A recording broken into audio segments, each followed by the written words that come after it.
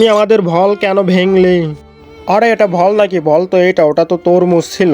তাহলে তোমার বলটি দাও, আমরা সবাই খেলি। না, আমার বল দিয়ে শুধু আমি একাই খেলবো। এই কাঠের তক্তা দিয়ে আমি নিজেই বল তৈরি করব।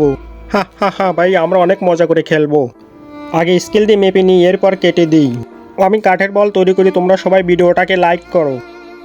তোমরা কাঠ দিয়ে বল তৈরি করবে এটা কোনোভাবেই সম্ভব না। আমার ভাইয়ার প্রতি বিশ্বাস আছে, সে বল তৈরি করতে পারবে। ওকে দেখি কেমন করে তোমার ভাইয়া কাঠের বল তৈরি করে। জাস্ট একটু ওয়েট করে দেখতে পারবে। রং করে নিলাম, রং করা শেষ হলে পারে জলদি শুকিয়ে নেব। শুকনো শেষ, এখন আর একটির সাথে অন্য আর একটি সেট করব। সেট করা হয়ে গেলে আমাদের বল তৈরি হয়ে যাবে।